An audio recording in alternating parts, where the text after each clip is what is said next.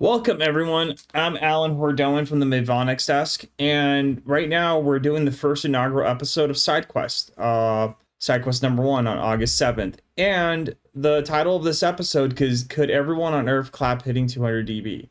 We're going to talk about that today. One of the things that I do, because I live in Southern California and we all live far away from everything. I live about an hour from work. On a bad day, it's a lot further, right?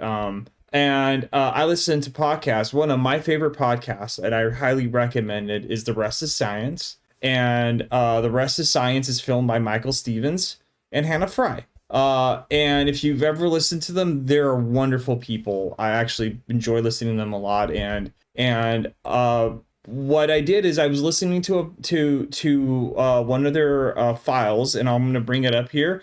And in their file, they discuss something. Let's watch it together, and then we'll go in what they discussed.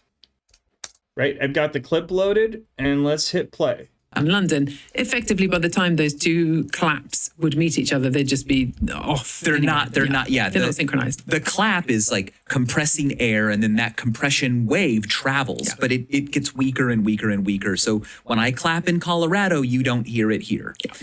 Anyway, if we got us all into one place, we could all clap together, and sound adds up in a way that isn't quite like just normal arithmetic. But we could probably get 8 billion people to clap together and make a noise in the like 200 decibel range. Okay. So that's pretty loud. That's very loud. Yeah. Okay. So that was the clip, right? I gave you a little bit of the intro. So Hannah and Michael were talking about, hey, if everyone on Earth clap, right, together simultaneously, you make about 200 dB. Now, the engineer in me, because that's how I think about this, was like, is that true? And I actually thought about it quite a bit. So after thinking about it, I don't think the answer is that 800 that it would work. However, I'm not here to take apart the math that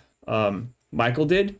Because in engineering, this happens a lot. And I actually was thinking about this episode to do something different, is to explain how this works. So a lot of the times what happens is in engineering is we have these equations that govern things, right? I have my overhead camera because we're going to use it later to show, right? And in these equations, and in these equations, you can calculate things, and those things are not tied to what I would call like certain models of reality, right? It's just an equation, and you could take it to its limit, right?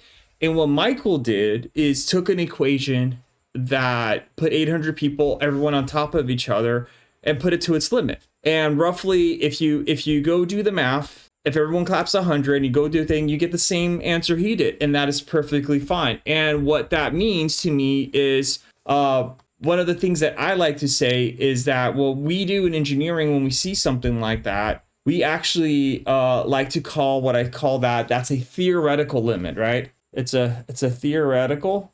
So one of the things that I like to do is I like to say, look at the numbers like that and say that's a theoretical limit, meaning that that's the max possible, right? So the max possible is 200 dB.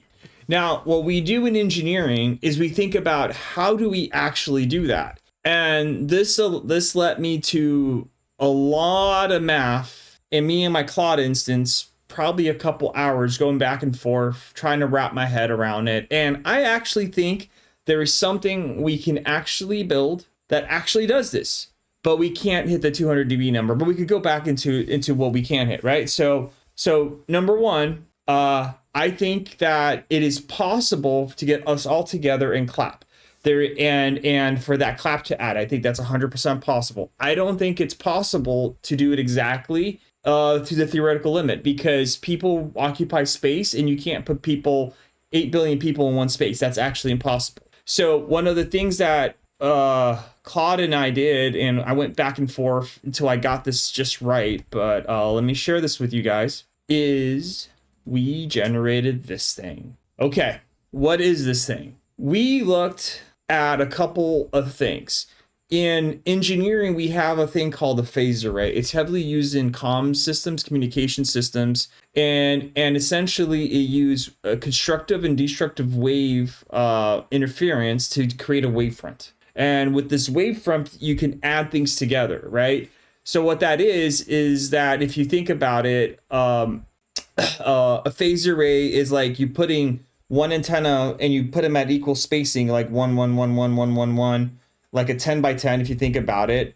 And each of those antennas are to a particular frequency range, and then you excite them, and then depending on how you excite them, they add together and they create this big wave, right? And it follows the same math that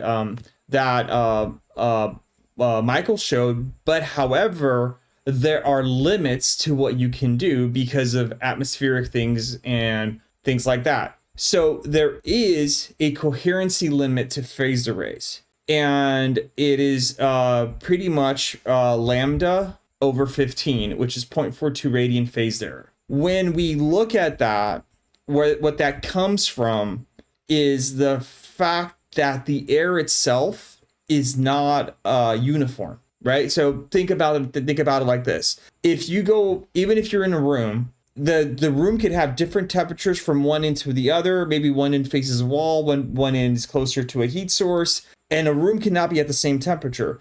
So when you go out in the world, the temperature of the air is not consistent.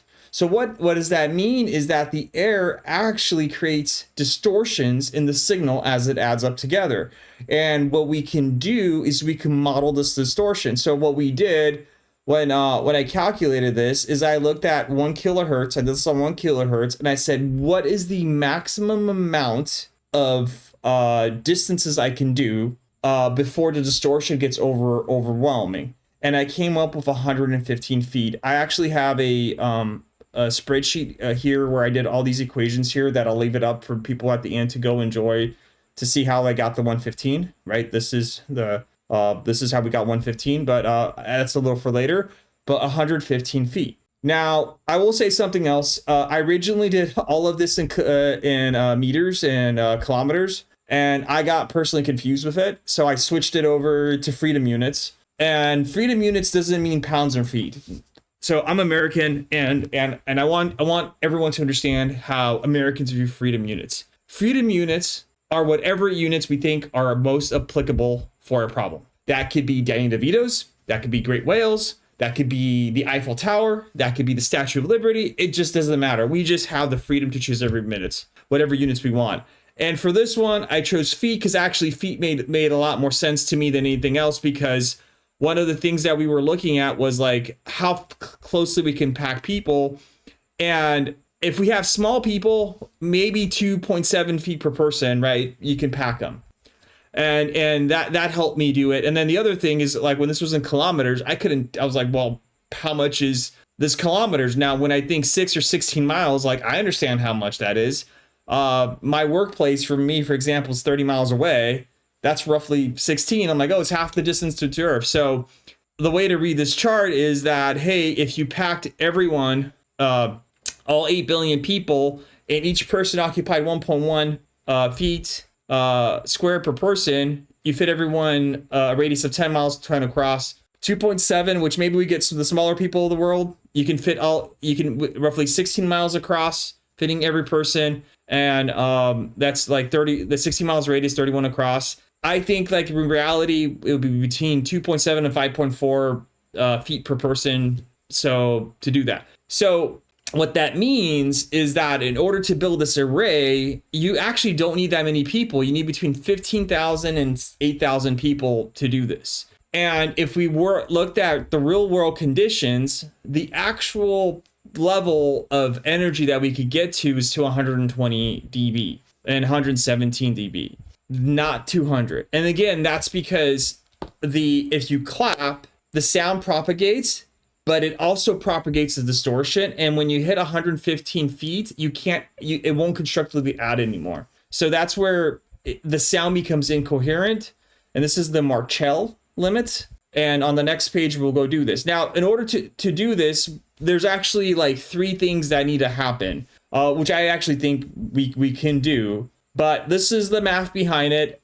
again, I don't think it's possible, but Michael gave us what I would say is the theoretical limit. And when we go look at the real numbers, I actually think the most we could get is about 120 dB to 117 dB, and that's due to packing. And we roughly need 15 to 8,000 people. Now, how would we actually build this? Let me go switch over to my overhead again.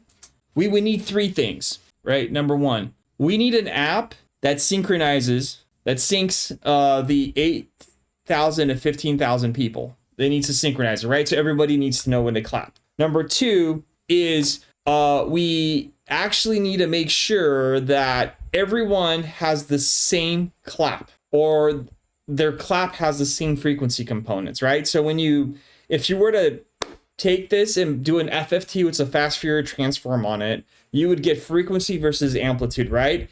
Now, not everyone clap is the same. In order for this to work, though, we would need 8,000 people that have similar enough clamps or similar enough frequency components of the clamps so they could go do that, right? Then the other thing we would need, so we need the same clap, right? Same frequency. The other thing we would need is we would need a device that assists the people as part of the synchronization, right? So I thought about this a lot. Like, the only way you can do this is that, like, if people felt their arms going together and then they got assisted, right? So the synchronization app with people with this thing in their arm holding it, and it'll just push them together and go, yes, I need a clap. So that way people know when they need to clap. So that way the clap builds progressive, because everyone has to clap slightly at different intervals. Number three, so that's actually it's four now that I think about it, right? A clap assist device. The other thing we would need, number four, is the clap has to be at the same height, right? So like, you can't have one person like be here and the clap's here and then have a clap here, because that would not actually work. What we would want to do is have a plane, right, and all the claps to happen. So everyone would need a stand, and it would sit on the stand, and we adjust the stand so everyone's claps at the same thing. If we had these four things, you can make this happen, right? You need a synchronization amp to synchronize everything. You need a clap. We need to measure everyone's clap, maybe in the same app, right? So everyone has the same frequency component. We may also in the same app maybe pick people the same height. That way we have the same height. Number four is that we need to clap assist, right? Because everyone has to clap together, so they need some device that helps push them together. And I think if we did that, we could actually make this work. Okay, so now on the screen, we have the equations, right? So there's a couple equations that I do want to point out too.